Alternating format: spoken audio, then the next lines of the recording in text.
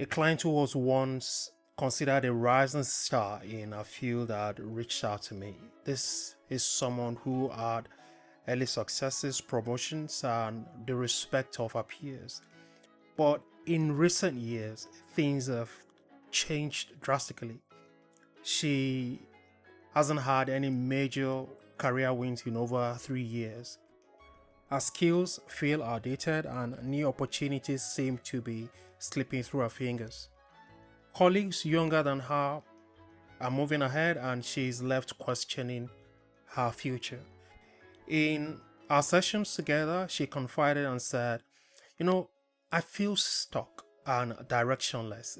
There was a time when I knew exactly where I was going and what I wanted, but now I am just lost. No matter how hard I try, I can't seem to find my way forward. The opportunities just aren't there anymore. Every time I look around, I see others succeeding, but for me, it just feels it's over. She said, I don't know what happened to my potential or if I ever really had it. I can't shake this feeling that I'm feeling. Maybe this is for me. Maybe I am just over. You see, her confidence has taken a deep hit. She feels her potential is dwindling and that her career has plateaued with no way out, leaving her stuck in a cycle of hopelessness. Depression set in, clouding her ability to see path forward, and she lost sight of her own worth and capability. You see, it doesn't matter how successful, talented, or driven we are. Sooner or later, we all hit that wall. Feeling stuck is a feeling that many of us experience at some point in our lives. Lost, like we're spinning on our wheels, unable to move forward no matter how hard we try. It's sometimes subtle at first. Maybe you wake up one day and familiar routine no longer excites you. The things that used to give you a sense of purpose, they now feel empty. Opportunities seem to dry up and you feel trapped. If you've felt this way before, or perhaps you are feeling it right now, I want you to know something crucial. You are not alone, and this experience is not peculiar to you. You are not broken. This is part of human experience, an experience that every single one of us will face at some point in our lives. And in that moment, it's easy to think something is wrong with us. But let me tell you what I told my client. Being stuck is not a failure. It's a signal. It's life's way of telling you it's time for a shift. It's a signal from your mind, from your very soul, telling you that something needs to change. When life is stuck in a waiting period where things aren't moving or resolving as quickly as you would want, it's essential to navigate this time intentionally. Waiting doesn't mean doing nothing. In fact, that's far from it. So, what do you do when you are feeling stuck? We are going to explore how you can turn this feeling into a very powerful catalyst for growth and transformation. Like I said, it's easy and natural for many of us to look at being stuck as a failure. We see it as a problem to fix, or worse, as a reflection of our inadequacies. But here's the truth. Feeling stuck isn't a problem. It's an invitation to pause, to reflect, and to rediscover. Let me share with you a few things that I think you can do in this moment to transform this experience, to transform this perceived problem into a catalyst for transformation. First, when we feel stuck, we need to do something that many of us resist, and that is acknowledging the feeling. You see, most people try to push through it. They try to numb it, or even ignore it altogether. But our emotions, especially the uncomfortable ones, are not the enemy, they are messengers. In psychology, we talk about emotions as signals, just like the light on your car's dashboard, the flash to tell you that something within needs attention. That uneasiness, that frustration, that sense of emptiness, these are your emotions telling you, hey, something is not quite right here. Too often we treat these signals as obstacles. We judge ourselves for feeling lost. We judge ourselves for feeling them. We say, I shouldn't be feeling this way, or what's wrong with me? But what if, instead of running from these feelings, we actually welcome them? What if we allow ourselves to sit in the discomfort and ask, what is this feeling trying to teach me? Because sometimes the things we resist the most, they hold the keys to our deepest growth. And once we have acknowledged the feeling, the second step is reflection. And I mean real reflection, not the kind where we distract ourselves with endless, limiting, sulking questions like, why am I like this? Or why can't I just be happy? Instead, we need to take a step back and ask ourselves, what patterns am I repeating? What decisions, conscious or unconscious, have led me here? What character flaw is keeping me down? And what belief system blunts or are blunting my opportunities? In philosophy, the ancient Stoics spoke of the importance of examining our lives. Marcus Aurelius, the Roman emperor and philosopher, said, the soul becomes dyed with the color of its thoughts. What we believe, what we focus on, what we tell ourselves all shape our reality. So if you're feeling stuck, ask yourself, what story have I been telling myself about my life? Are you living according to an outdated narrative or belief system? Maybe it's a story of who you thought you should be. Maybe it's a version of yourself that someone else expects you to be. When was the last time truly that you paused to ask, what do I want? Who am I really? Now this brings us to the third step, which is, and for many people, it's the hardest, which is embracing uncertainty. Life rarely goes according to plan, and periods of uncertainty can actually teach you to be more adaptable and resilient. So embracing the fluidity of the moment, even when it's uncomfortable, is what the moment of being stuck is inviting you to do. We live in a world that values certainty, control, and predictability. We all want to know what's next so we can plan for it, to feel like we have everything figured out. But the thing is, life doesn't work that way. In fact, some of the most profound moments in our life happen when we let go of control and step into the unknown. Think about it. When you reflect on your life, the pivotal moments, the moment of real transformation, often come when you take a risk, when you step into uncertainty. But we resist uncertainty because it feels vulnerable. It makes us feel vulnerable. And yet vulnerability is where the magic happens. As the great philosopher Soren Kierkegaard said, to dare is to lose one's footing momentarily. Not to dare is to lose oneself. So I want to challenge you. If you are feeling stuck, perhaps it's because you are holding too tightly to what's familiar, to what's safe. Just what if this moment of being stuck is actually life asking you to let go of certainty and trust that the unknown will reveal something new to you. The first step is to focus on what you can control. When life seems overwhelming or stagnant, it's crucial to redirect your attention to what is within your power. You see, you might not be able to change the situation immediately, but you can always control your attitude, and responses. I want you to evaluate your choices. Ask yourself, what can I control in this situation? It might be how you manage your time, your physical health, or the goals you pursue while you wait.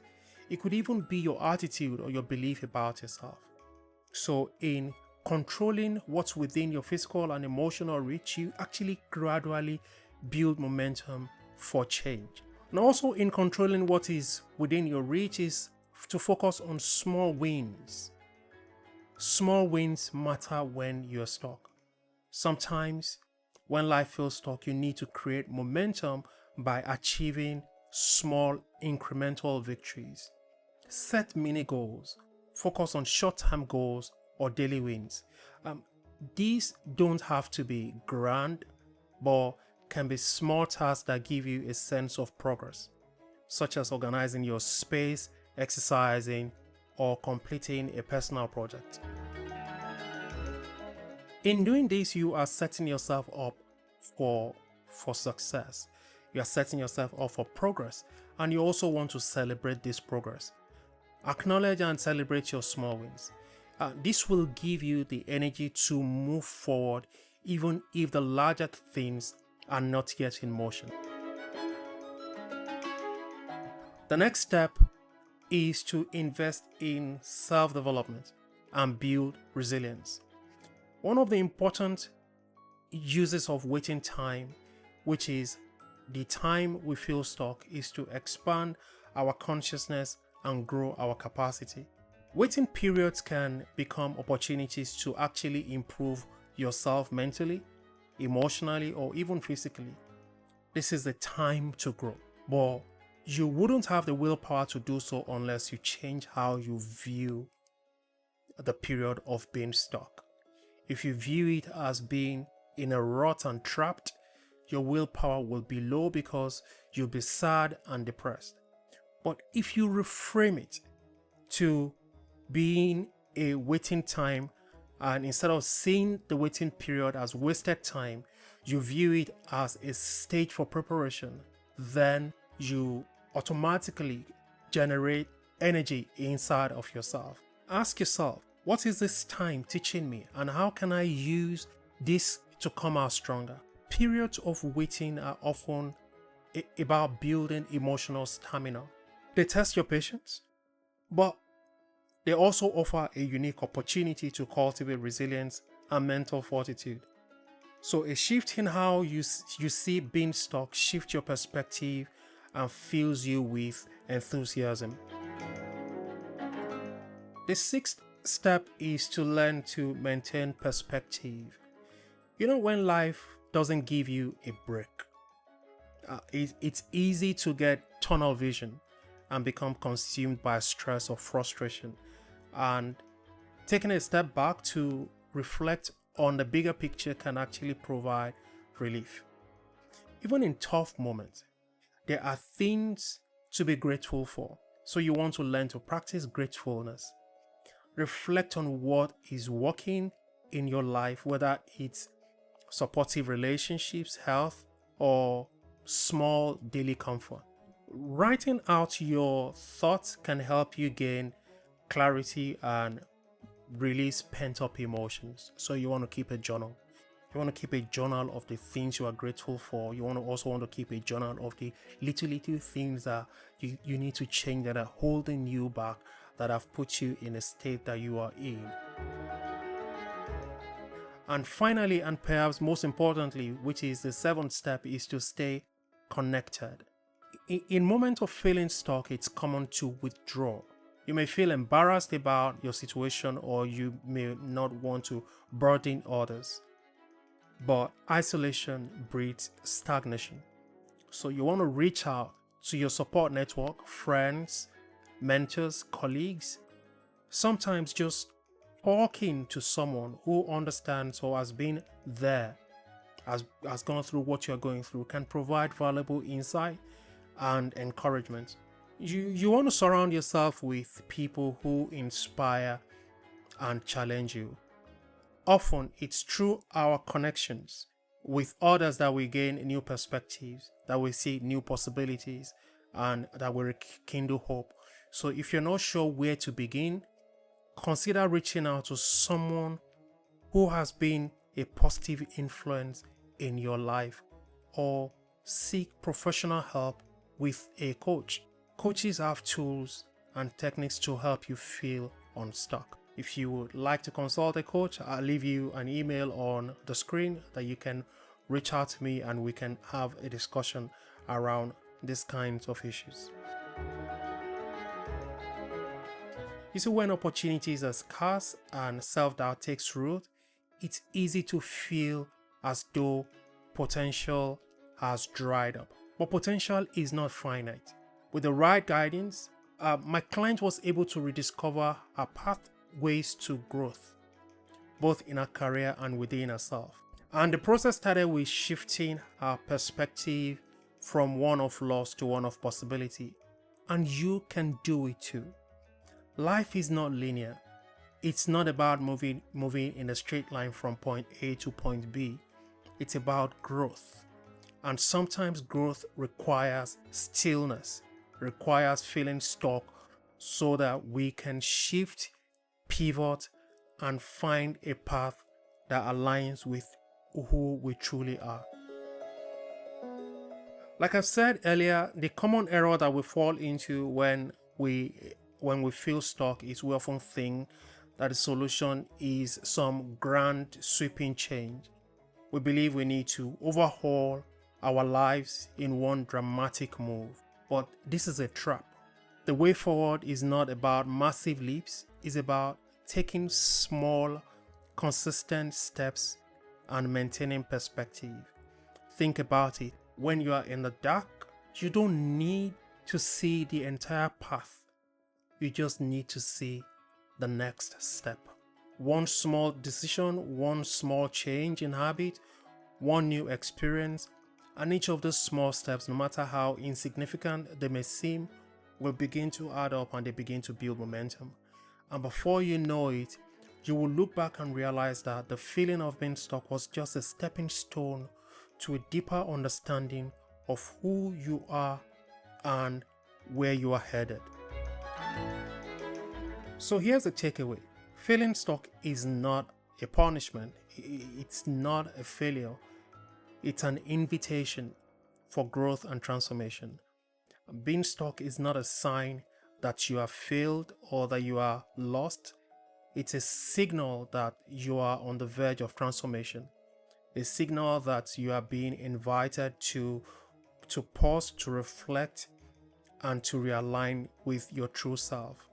And by acknowledging your feelings, reflecting on your patterns, embracing uncertainty, focusing on what you can control, and building resilience and staying connected, you will move through this phase.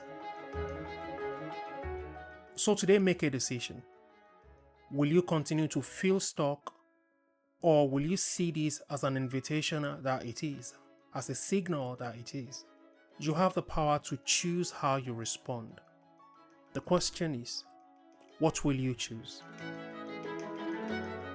Thank you for listening, and if you've been through this before and you came out stronger, please share your story or strategy in the comment section. You never know who will be helped and inspired by your story. If you also know someone who would be helped by this video, please do share it with them. And I welcome you also to subscribe and to like this video so we can grow a vibrant community together here. Thank you, and I will see you in the next one.